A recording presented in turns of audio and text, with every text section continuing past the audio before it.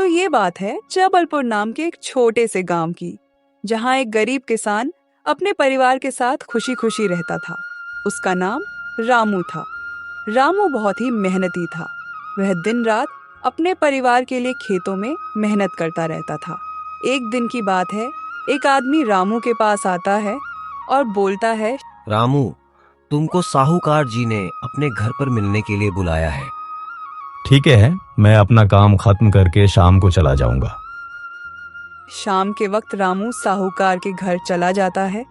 साहूकार बहुत ही गुस्से में होता है। वह रामू से बोलता है, रामू, तुमने जो 4 महीने पहले अपनी बहन की शादी के लिए कर्जा लिया था, वह तुमने अभी तक नहीं चुकाया है। अगर 2 दिन के अंदर अंदर तुमने खर्चा नहीं चुकाया तो मेरे आदमी तुम्हारी जमीन पर कब्जा करने आ जाएंगे। नहीं साहूकार जी, ऐसा मत कीजिए। मुझे बस 1 महीने का समय और दे दीजिए। मेरी फसल तैयार होते ही मैं आपका सारा खर्चा चुका दूंगा। ऐसा कहकर रामू वहां से चला जाता है।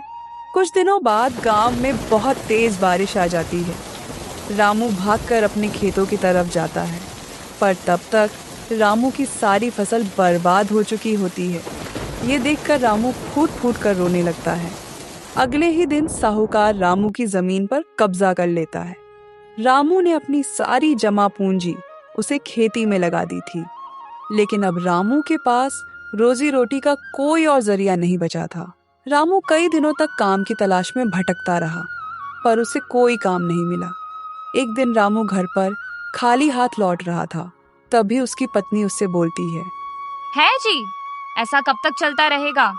घर का राशन भी खत्म होने वाला है। अगर जल्दी ही आपने कमाना शुरू नहीं किया तो हम भूखे मर जाएंगे। मैं कोशिश कर रहा हूँ गीता, काम मिलते ही हमारे दिन फिर से अच्छे हो जाएंगे। पर रामू को कोई काम नहीं मिलता और रामू की पत्नी गुस्से में अपने बच्चों को साथ लेकर अपने मायके चली जाती है। अब रामू बिल्कुल अकेला पड़ जाता है। वह बहुत ही निराश रहने लगता है। एक दिन उसके मन में आत्महत्या करने का विचार आता है और वह जंगल की तरफ चला जाता है। रास्ते में एक बूढ़ा आदमी उसे रोककर पूछता है, क्या हुआ बेटा? काफी दुखी दिखाई दे रहे हो, कुछ हुआ है क्या? हाँ, मेरी खेती बर्बाद हो गई। मेरी जमीन पर साहूकार ने कब्जा कर लिया। मेरी पत्नी भी मुझे छोड़कर चली गई। अब मेरे पास कुछ नहीं बचा है। अरे, मुझे तो अब जीने की भी इच्छा नहीं है। बेटा, तुम यहां बैठो। ये कड़वा सच बताऊं, अगर तुम मर गए, रिश्तेदार सबसे पहले ये पूछेंगे कितना टाइम हुआ, क्योंकि उन्हें तुम्हारी मौत से ज्यादा अंतिम संस्कार से जल्दी फ्री होने की फिक्र होगी। दोस्त कुछ दिन स्टोरी लगाएंगे, फिर नई महफिलों में हंसते हुए तुम्हें भुला देंगे। जिसे तुम दिल से चाहते थे वो धीरे धीरे किसी और को चाहने लगेगा। घर वाले सबसे ज्यादा तड़पेंगे, लेकिन समाज के सामने मजबूरी में मुस्कुराना सीख जाएंगे। सच ये है कि ये दुनिया किसी के बिना नहीं रुकती, इसलिए अपने लिए जियो, अपनी खुशी के लिए लड़ो, क्योंकि अंत में तुम्हारी कब्र पर रोने वाले भी वक्त के साथ आगे बढ़ जाएंगे। सच ये है कि इस दुनिया में हर रिश्ता किसी ना किसी मतलब से जुड़ा होता है। आज जो तुम्हारे करीब है वो इसलिए है क्योंकि उसे तुम्हारी जरूरत है। तुम्हारी मुस्कान उसे सुकून देती है, तुम्हारी मौजूदगी उसे सहारा देती है। लेकिन जैसे ही उसकी जरूरतें बदलेंगी, तुम्हारी अहमियत भी बदल जाएगी। फिर ना तुम्हारी हंसी मायने रखेगी, ना तुम्हारी बातें। वो ऐसे चला जाएगा जैसे कभी था ही नहीं, और तुम सोचते रह जाओगे आखिर गलती कहां हुई।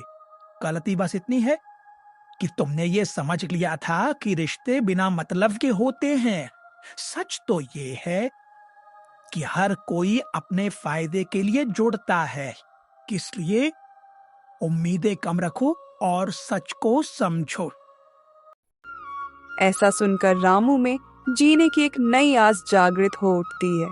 वह उठता है और काम की तलाश में शहर की तरफ निकल पड़ता है।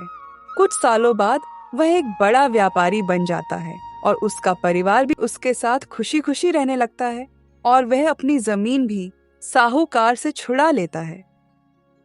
आपको मेरी ये वीडियो पसंद आई तो ज़्यादा से ज़्यादा वीडियो को शेयर कीजिए और आपको वीडियो में कौन सा पार्ट सबसे अच्छा लगा वो कमेंट में ज़रूर बताएं। If you like the video, then like and subscribe our channel Sony Animator.